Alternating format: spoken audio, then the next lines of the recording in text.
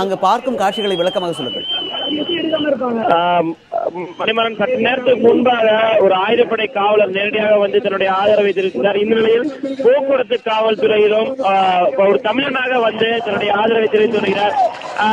பொதுவாக நாம் பார்த்தோம் என்றால் இந்த போராட்டத்தை பொறுத்தவரை ஜல்லிக்கட்டு ஆதரவை பொறுத்த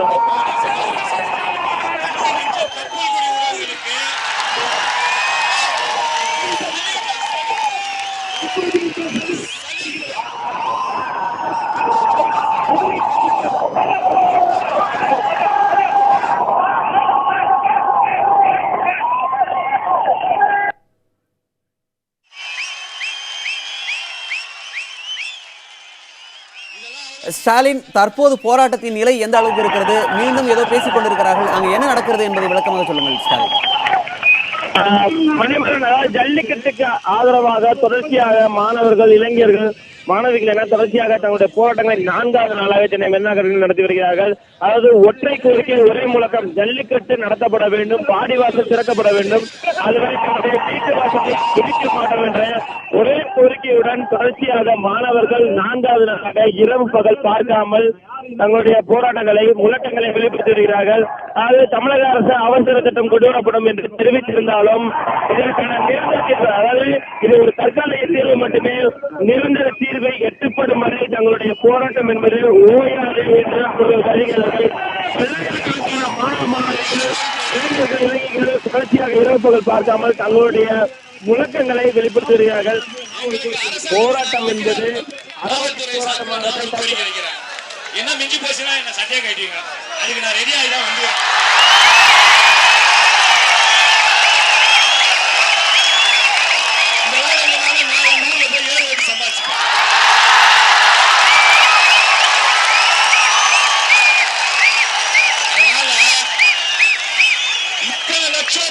தமிழ் நெஞ்சங்கள், தொப்புக்கள் கொடி உறவுகள் சும்மா வந்து உட்கார்ல.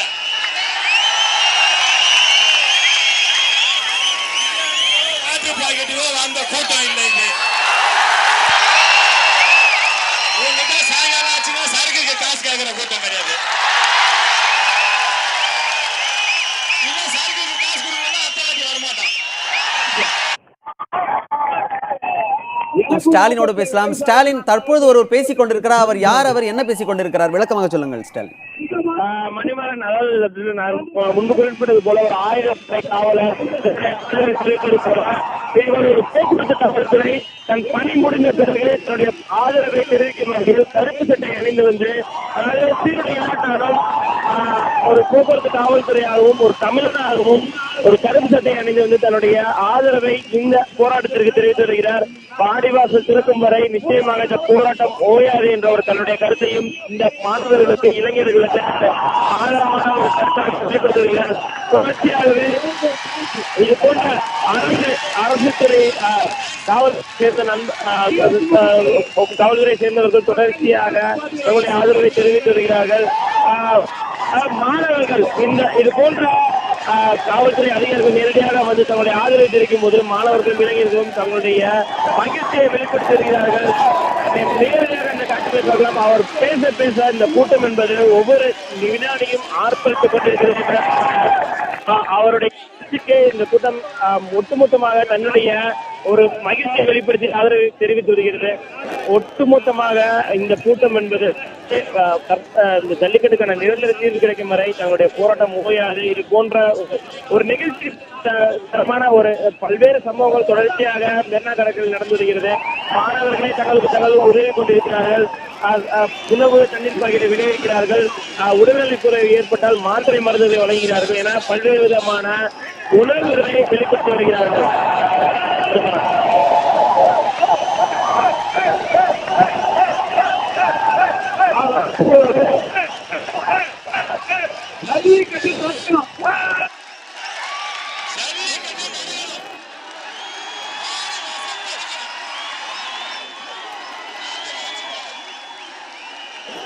கொண்டிருக்கிறார், என்னவெல்லாம் பேசிக் கொண்டிருக்கிறார் என்பதை சொல்ல முடியுமா?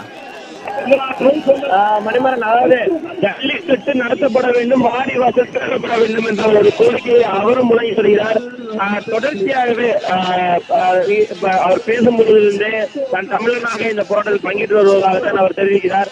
அதாவது தன்னுடைய பணி முடிந்த பிறகு தன்னுடைய மக்கள் குறைகளுக்கு செவிசாய்த்து இந்த போராட்டத்தை வெற்றி பெற செய்ய வேண்டும், மாநில அரசு மேற்கொள்ள வேண்டும் என்று தன்னுடைய கருத்தை அவர் வெளிப்படுத்துகிறார். நிச்சயமாக இது போன்ற ஒரு தொடர்ச்சியாக இது போன்ற சம்பவங்கள் இன்று காலை முதல் நடைபெற்று வருகிறது. மாணவர்களும் தொடர்ச்சியாக தங்களுடைய கருத்துக்களை வெளிப்படுத்தி வரும் நிலையில் இது போன்ற அரசு பணியாளர்கள் தங்களுடைய ஆதரவை தெரிவிப்பது என்பது மிகவும் ஒரு மகிழ்ச்சிகரமாக இருப்பதாக நினைக்கிறார்கள்.